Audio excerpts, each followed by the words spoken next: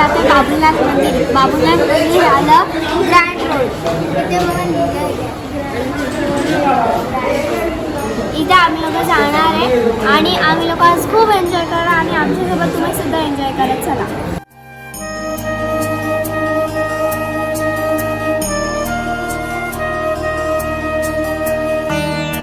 So आता आम्ही आलो आहे बाबुलनाथ मंदिरला. आता आपण दर्शन करूया चला.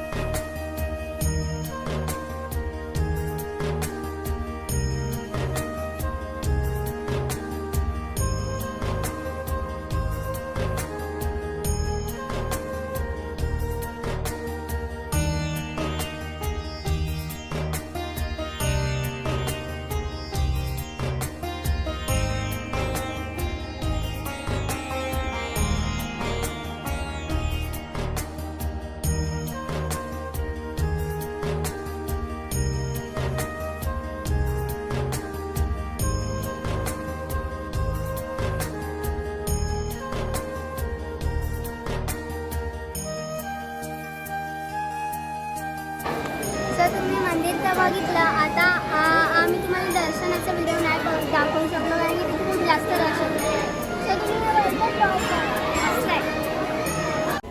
येस. आता भक्तीस कॉर्नरवर आपण प्राचीन मुंबई किंवा जुनी मुंबई बघूया. सर्वप्रथम मी तुम्हाला जी गोष्ट दाखवतो ती बघून तिकडे जर तुम्हाला दिसत असेल झेंडा आहे आपल्या देशाचा झेंडा. आपले राज्यपाल म्हणजे महाराष्ट्र राज्याचे प्रमुख असतात. ॲक्च्युली राज्यपाल हे पण मुख्यमंत्रीपेक्षा जास्त मोठं असतं पण ते थोडंसं टेक्निकल होऊन जाईल. राज्यपाल निवास तिकडे 5 वर्ष आधीच राज्यपाल भवनामध्ये एक गुफा मिळाली, एक बंकर मिळालं. त्याचे व्हिडिओज अवेलेबल आहेत गुगलवर. तिकडे तहखाना होता ब्रिटिशांच्या काळामध्ये. त्याच्यावरती हँगिंग गार्डन म्हणजे म्हातारीचं बूट आपण जे कधी ऐकलं असेल किंवा आता गुगलवर अवेलेबल आहे ते वरती आहे. त्यालासुद्धा बँडस्टँड बोलतात. जसं बँड्राला बँडस्टँड असतं तसं हे इकडचं बँडस्टँड आहे. इकडचा खूप मोठा परिसर आणि आपले मुख्यमंत्री महाराष्ट्र राज्याचे मुख्यमंत्रीसुद्धा इथे राहतात. उपमुख्यमंत्री किंवा आपले महाराष्ट्रातले खूप मंत्री या भागात राहतात. वर्षा निवासान मुख्यमंत्रीचं हे सुद्धा इकडेच आहे. त्याच्यानंतर आता आपण मागे बघितलं असेल तर ते बाबुलनाथ मंदिर होतं. हां, आता इथून तुम्हाला जे झाडं दिसतात ॲक्च्युली ते डोंगरावर एक टेकडी होती आणि तिकडे बाबूळचं झाड होतं पण बाबळ्याच्या झाडाखाली एक शिवलिंग आढळलं म्हणून ते बाबुलनाथ झालं. त्याच्यानंतर आजच्या तारखेला तुम्हाला माहिती असेल की ही करोडोची जमीन आहे. म्हणजे एक घर इकडे 2 BHK 30 ते 40 करोडच्या घरात असतं. परंतु एक काळ असा होता जेव्हा नाना शंकर शेट, आता हे नाव अर्ध्यांना माहिती नसेल परंतु ही पूर्ण जमीन ही पूर्ण जागा म्हणजे जर तुम्ही थोडासा परत कॅमेरा फिरवला ना तिथपर्यंत मरीन ड्राईव्ह आहे ना तिथपर्यंत. हा ते नंतर सांगतो तुम्हाला पण मरीन ड्राईव्ह तिथपर्यंत आणि हे इकडे परत इकडे या परत इथपर्यंत ही जागा नाना शंकर शेटनी मुंबईसाठी डोनेट केली. आता हे मी काय सांगते मला माहिती नाही पण रिअलिटी एवढी मोठी जागा त्यांनी मुंबईसाठी डोनेट केलेली. त्यात 2 कॉम्पिटिशन होते. एक जे ज्यांचं हॉस्पिटल आहे आणि दुसरे नाना शंकर शेट. तर ही टेकडी होती. इकडे एका गुऱ्याखाला एक शिवलिंग मिळालं तेच आजचं बाबुलनाथ. आणि अजूनही अनेक मुंबईकरांना माहिती नाही की इथे एवढं चांगलं असं मंदिर आहे, एवढं प्राचीन मंदिर आहे. 12व्या शतकापासूनचा इतिहास मंदिराचा अवेलेबल आहे. पण मला वाटतं सगळ्यांनी मंदिर फिरलं पाहिजे. केदारनाथ जाता तर बाबुलनाथला यायला काय प्रॉब्लेम मला माहिती नाही आहे. आता थोडंसं परत आपण जॉग्रफीवर येऊया. गिरगाव जर तुम्ही दाखवलं तिकडे हां थोडंसं फिरवून घ्या. गिरगाव जिकडे खूप जास्त गर्दी दिसते ते गिरगाव. आता गिरगाव लालबागचा राजा आपला विसर्जन जिथे येतं हे गिरगाव. मुंबईचे सगळ्यात मोठे गणपती गिरगावला येतात ते गिरगाव. त्यानंतर तिकडे मंदिरासारखं काहीतरी सोफी हॉस्पिटल आहे. त्याच्या पुढे आपण गेलो इकडे थोडंसं व्हाईट शेड आहे हां ते मरीन लाईन स्टेशन.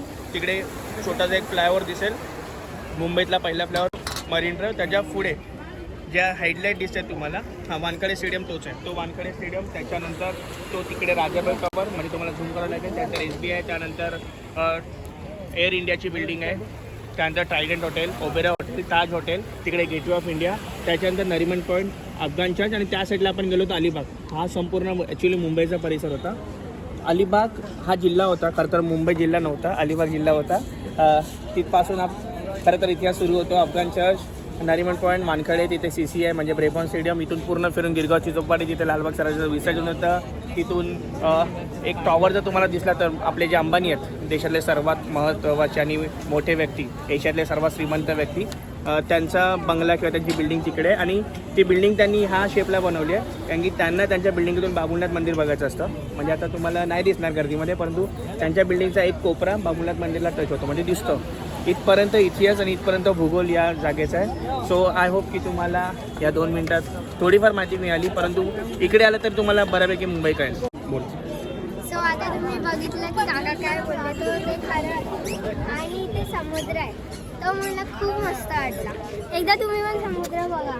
आणि ते खालचे दगडा पण मस्त आहे, मला खूप आवडलं दगडा. जगून पडलं ना डोक्यात मस्त फुटे.